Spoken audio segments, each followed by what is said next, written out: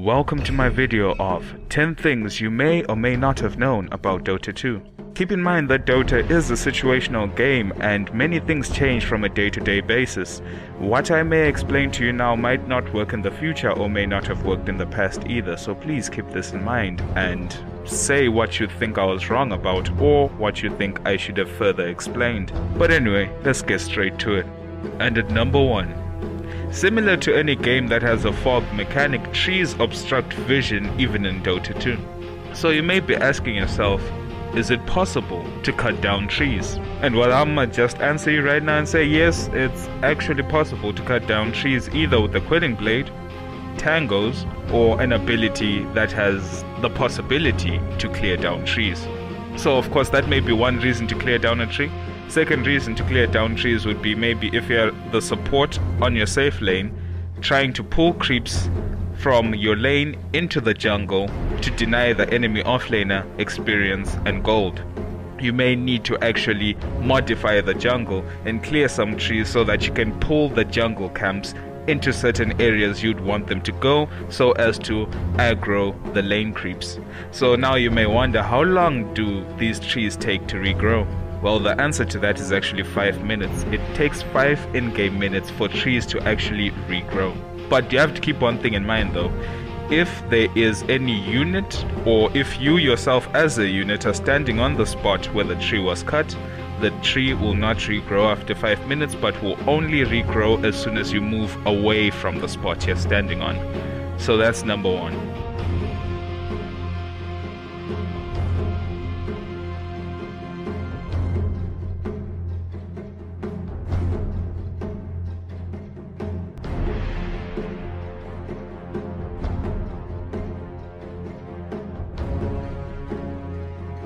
And at number 2, did you know that almost any, I actually dare say any ranged hero whatsoever that exists in this game can farm the ancients from level 1 with just a quelling blade and some sentries or observers, anything that gives you vision actually.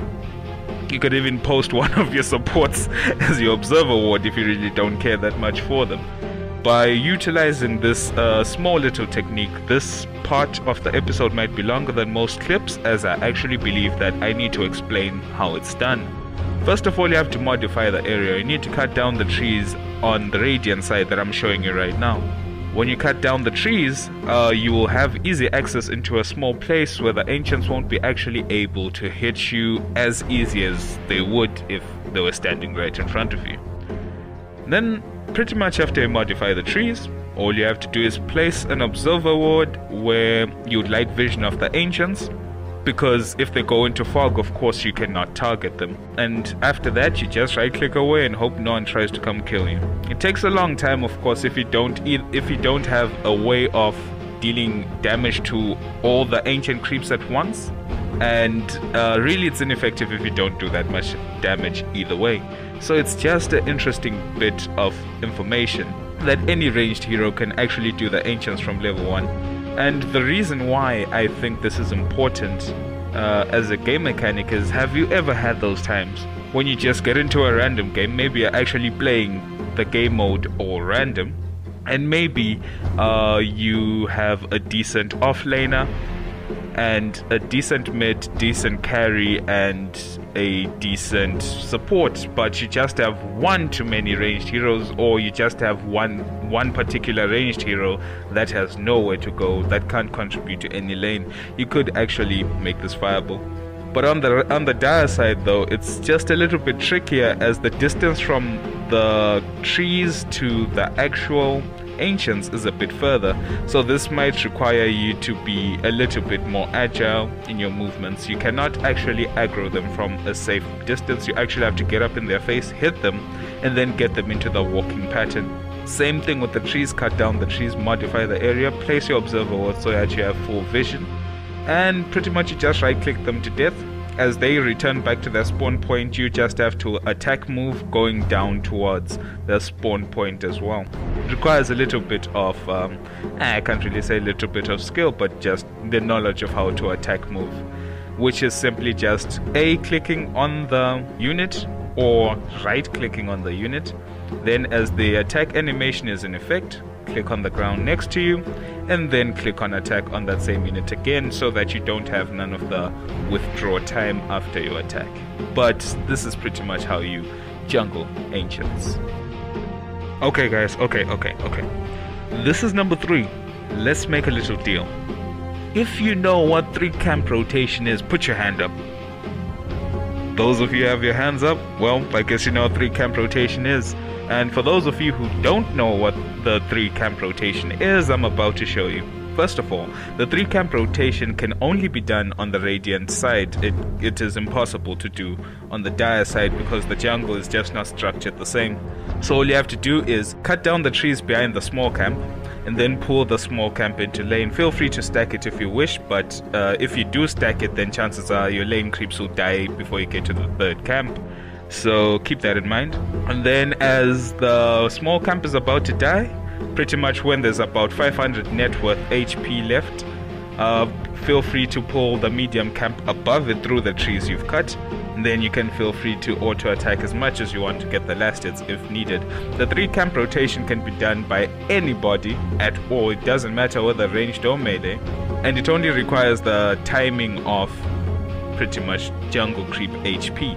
So just know that you can pull a camp from you can pull one camp to another camp when the camp being attacked has a net worth of 500 HP, and then your creeps will feel free to aggro to the oncoming creep wave. And that's pretty much how you do the 3 camp rotation. If you still have your hand up, you can put it down now.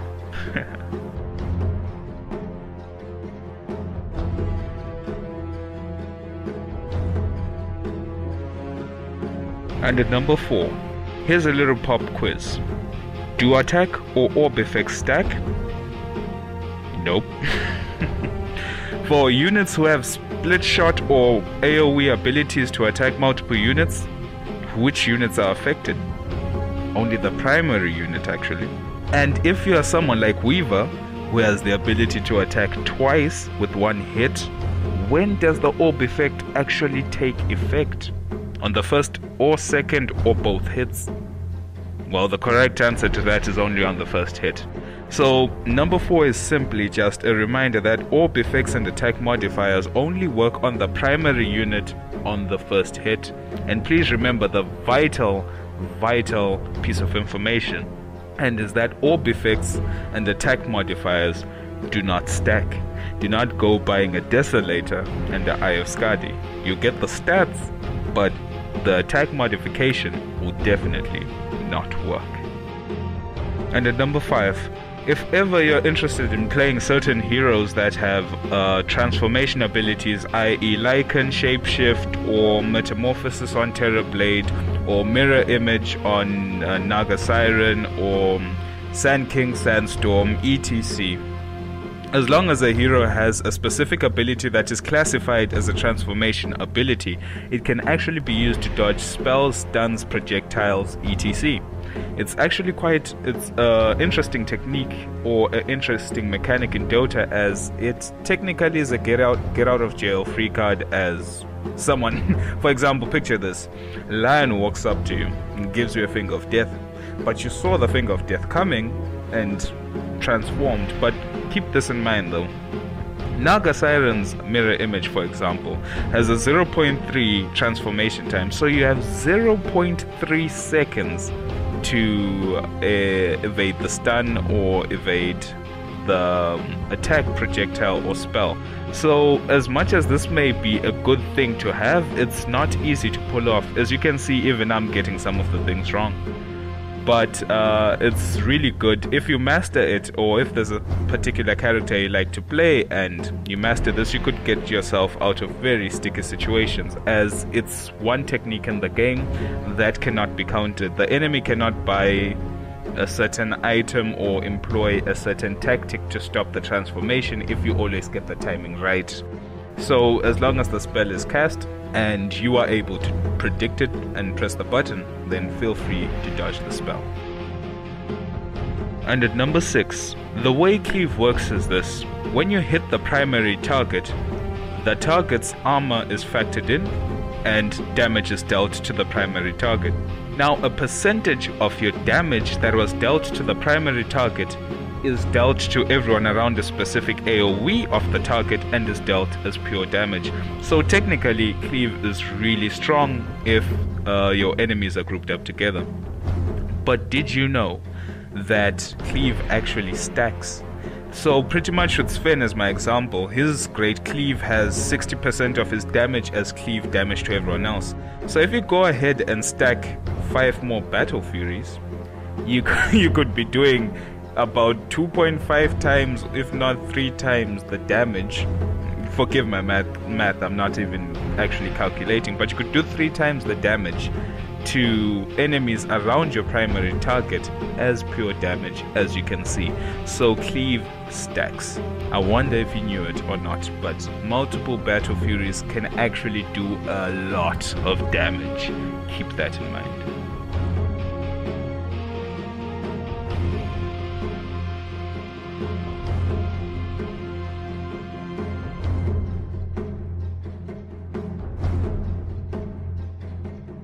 And at number 7, did you know that Boots of Travel, even though they are able to teleport you to your lane creeps or your towers, can actually be used to make you teleport to any summoned unit? Let's think about some examples of summoned units. Visage Familiars, Necronomicron Warriors, Lone Druid Spirit Bear, Lycan's Wolves, Nature's Prophets Treants, even any summoned unit you can actually think of can be Boots of Travel too.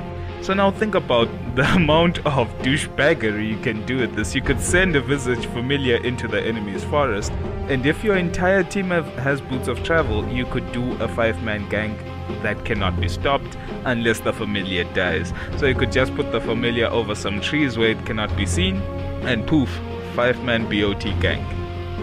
What more can I say? Besides asking you the question of, did you know that Boots of Travel could be used to teleport to any summoned unit in the entire game? And at number 8, did you know that all effects and buffs granted by the mechanism actually do not stack at all? So don't go around thinking that, we've got 2 mechanisms in the team, technically means twice the buff, twice the heal. No, that's not actually how mechanism works. Mechanism grants 5 armor in an AoE to your whole team that's in the AoE. But if you have 2 people standing in the same AoE with their team around them, then that armor will not stack. You'll still only have 5 armor instead of 10. Also, if you use the mechanism, it heals for 250 HP and grants an extra 2 armor to that 5, making a grand total of 7 armor and 250 HP heal.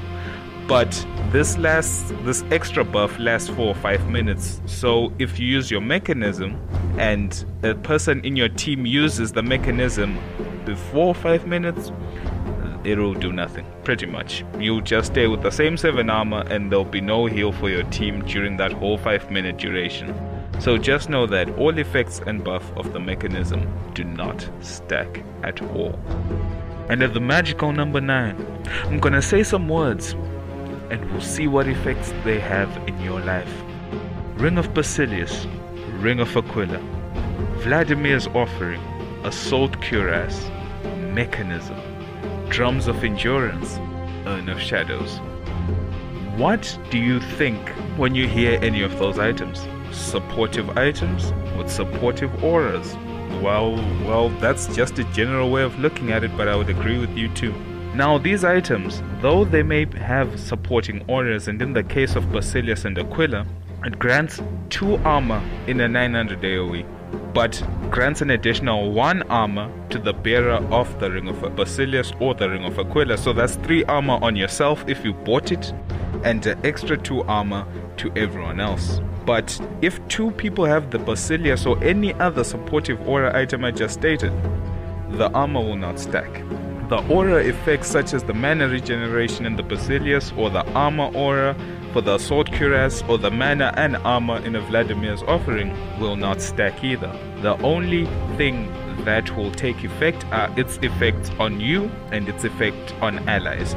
But if an ally is near you, one of you technically wasted a lot of money buying an aura item. That does not work. Aura items just do not stack.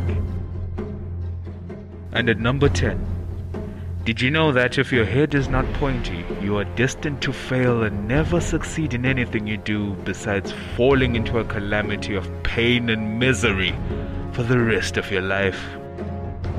Darkseer, 2014.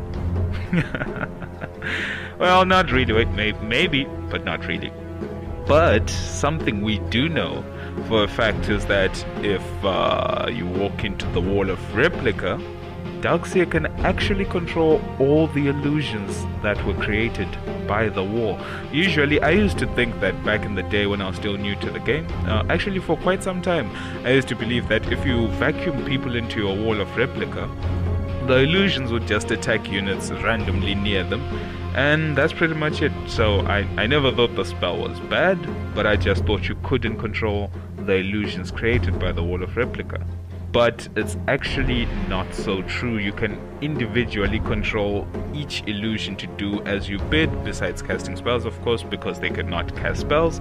You can tell it to go jungle for you, you can tell it to go take ancients for you, you can just make them walk away. You can make the illusions do anything you want. You can even cast Iron Shell and Surge on them, or you could do anything else. You can cast any other spell on the illusions, so keep that in mind next time you use Wall of Replica. But besides that, thanks for watching, guys. As soon as I found out that my head was not as pointy as I thought it was, I really didn't think I'd be able to finish making this video, as in the words of Darkseer, you even heard yourself, you are destined to fail and fall into a calamity for the rest of your life. But anyway, thanks for watching, guys, and all jokes aside, the fact that you're watching the second video just makes me happy, and I hope that you continue supporting me, and hopefully I'll continue producing more things that you would like to watch too. Thank you and goodbye.